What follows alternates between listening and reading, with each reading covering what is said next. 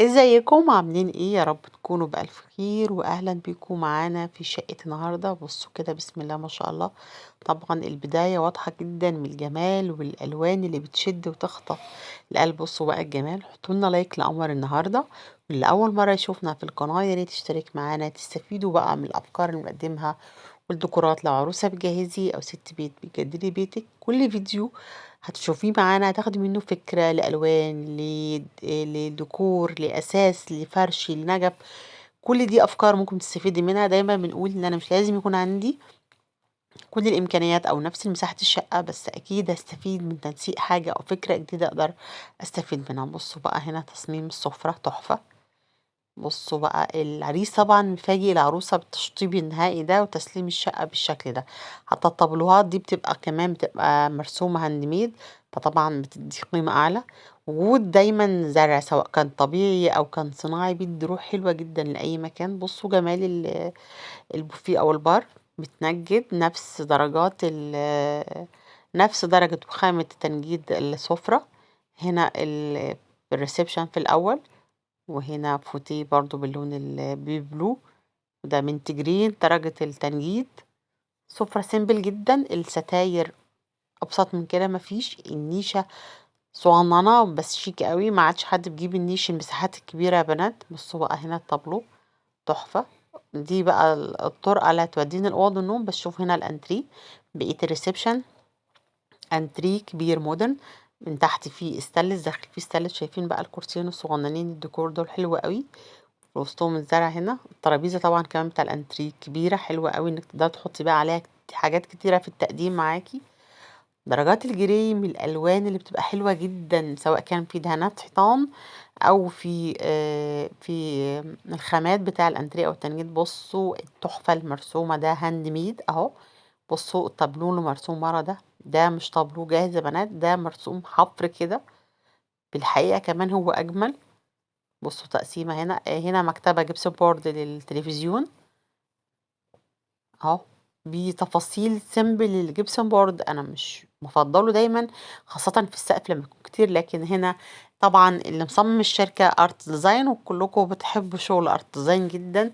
الشركة الهندسية بتستلم منك الشقة على الطوب الاحمر، انت بتتفق معاها او بتسيب بقى نفسك لذوق الشركة. وبصراحة دايما كل مرة الشركة تطلع لنا شقة بتبهرنا بالتفاصيل اللي فيها. بتستلم الشقة بالجبسون بورد، بالإضاءة، بالتشطيب، بالسيراميك، بالعفش، بالسجاد، بالبرائع، بالأدوات الكهربائية. كل ده ارتزاين بتعمله. السيراميك ده غالبا أو البورسلين بيبقى هندي أو إيطالي، والجوهرة. بصوا بقى الجمال، إيه، كهرباء، تشطيبات، وشواحن طوارئ، و يو اس بي، كل ده بيعملوه في التشطيب بتاع الشقة. بصوا جمال الريسبشن، بصوا شايفين البورسلين تحفة حلو قوي. رغم ان انا مش بفضل اللون الاسود، بس اللي هو مفتح الحوايط، فطبعا الاسود مش مضايقني خالص، بالعكس اللمعة اللي فيه والتفاصيل اللي فيه حلوة. البارتيشن اللي معمول بالجبسون بورد اللي بيفصل الريسبشن. بصوا هنا بقى الجمال، الشاشات والبلكونات وكل الفرش ده ارتزان هو اللي بيعمله. يعني انت بتستلمي الشقة جاهزة. بصوا القعدة بتاع البلكونة، الفيو طبعا تحفة. حطينا لايك لقمر النهارده، واللي اول مره يشوفنا يا ريت تضغط على الجرس واشترك معانا في القناه.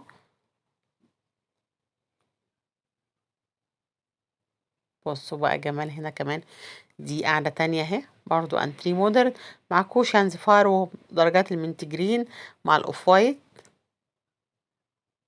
من الدرجات الجميله دايما بصراحه. الفتره الاخيره المنت جرين يعني مسيطر ولون حلو. هو هنا الدرجه فاتحه شويه يمكن مش باين قوي، بس هو درجه من درجات المنت جرين. بصوا هنا فاصل بالطابلو ده. ده قاعده فيها خصوصيه شويه اهو عن الريسبشن الاساسي. بصوا الجمال. فكده الريسبشن عندي مقسوم ومساحته كبيره. يعني ممكن بقى لو قاعده بقى نسائي او رجالي زي الدول الخارج، شايفين الانتري اصلا الركنه مساحتها كبيره، يعني تاخد ضيافه كبيره او عدد كبير من الضيوف. بصوا نفس البارتيشن اللي هو الطابلو اللي فاصل هنا، نفس الرسمة هنا وهنا. شكله حلو قوي، بدل ما اعمل بارتيشن خشب او ستانلس، لا وجود الطابلو حلو جدا، وكمان بيدي خصوصية ان هو يفصل من غير ما تبقى الناس اللي في الانتريه هنا تبان في السفرة. ده كده مساحة الريسبشن. طبعا المساحة حلوة جدا ومستغلة صح. بصوا جمال الريسبشن. وهنا بقى ندخل على الكوريدور اللي بيودي لأوض النوم. والحاجات الحلوة قوي في الخصوصية ان يكون عندك أوض النوم مفصولة عن الريسبشن. بصوا الجمال.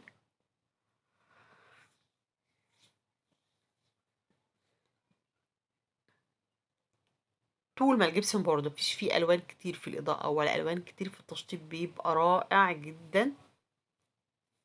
بصوا بصوا هنا الفواصل برضو. المطبخ بقى وجمال المطبخ. ودايما ارتزان بيعمل لنا مطبخ تحفة من غير بهرجة ولا تفاصيل كتير. هنا درجات الجراي في المطبخ اهو. بصوا الغسالة والتفاصيل دي كل ده ارتزان هو اللي بيجيبه وفقا للبنود بتاع الاتفاق بتاع التشطيب.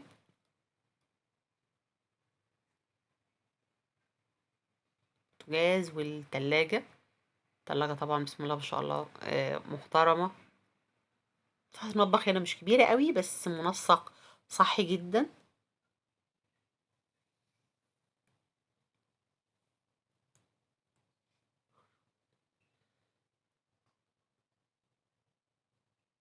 ندخل بقى على أوض النوم ونستمتع بقى بالجمال اللي في أوض النوم. بصوا دي أوضة من أوض الأطفال. بصوا الكومود في النص، مساحة كبيرة يعني. شكله زي المكتب. بصوا ظهر السرير، الرسومات اللي موجودة على الحيطة والإضاءة حلوة قوي. دايما ارت زي من الحاجات اللي بتعجبني فيه ان هو بيصمم اوضه او بيصمم اي جزء في شقتك مش زي شقه حد تاني. بمعنى ان انا في ناس يعني تلاقي فتره معينه كل اوضه نوم زي بعضها، العرايس او الوان، لا هو بيختار لك حاجه بتميز شقتك. بصوا هنا كمان الدولاب قطعه فنيه، وهنا التسريحه فوق الارض بالطريقه دي.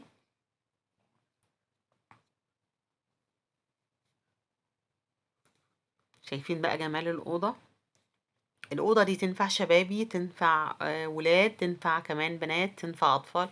ودايما بقول أنا لما أصمم أوضة أطفال بلاش تبقى الأوضة فيها روح الأطفال قوي، بحيث إن الولاد بيكبروا بسرعة ومش دايما بقى عندي إمكانية إن أنا أغير في تفاصيل الأوضة، فسيب الدنيا واخدة شكل الشبابي أكتر أهو. بصوا ده حمام ده حمام بين الأوض، ده طبعا غير الحمام اللي في أوضة الماستر. بصوا الحمام هنا.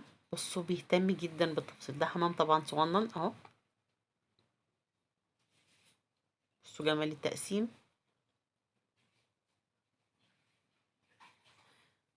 شايفين شكل الحوض وتحفة، الحوض تحفة. بيعجبني قوي في ارت زين اهتمامه بالحمامات. يعني هتلاقي في الشقة ممكن حمامين او ثلاثة او اكتر، وكل حمام ليه تصميم مختلف تماما عن التاني.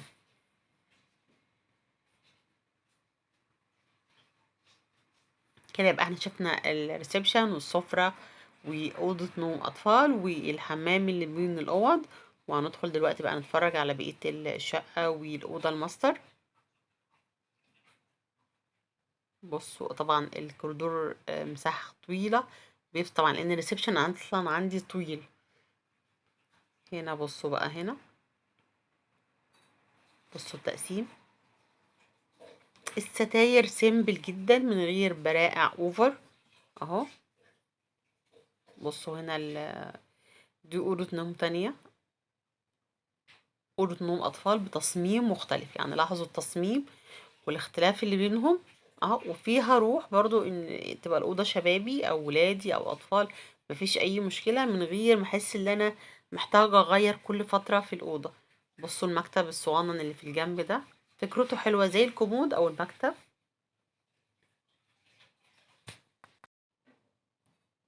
بصوا الشغل الجبسون بورد والأشكال اللي في السقف كمان. وده شكل الأوضة كلها على بعضها. ده الدولاب فيه مراية عشان يديك كمان. دايما وجود المرايات في أي أساس بيديكي إحساس إن فيه المكان واسع أو بيديك عمق المكان أكتر. وده الحمام أهو بتاع الأوضة دي. وهندخل دلوقتي بقى على الأوضة الماستر.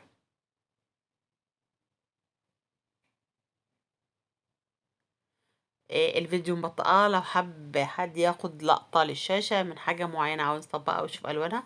بصوا كمان هنا الصرف الصحي دفن أو مدفون تحت الحاجات الصحية، الصرف الصحي الصحي، الأدوات الصحية. شوفوا هنا مدفون اهو. بصوا ده مكان السفون. ده تشطيب الحمام بتاع أوضة الأطفال.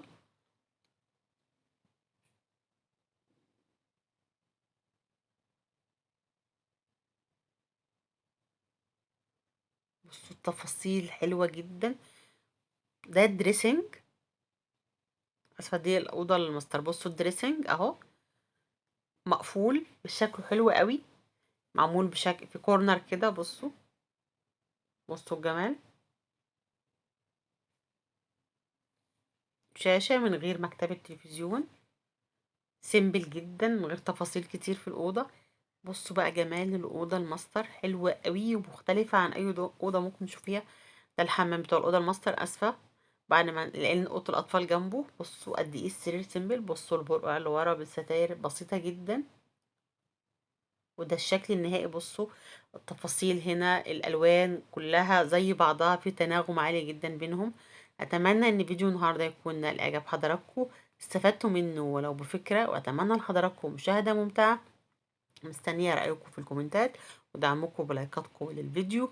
نشوفكم ان شاء الله في فيديو جديد وشقه جديده عروسه جديده. نقول السلام عليكم ورحمه الله وبركاته.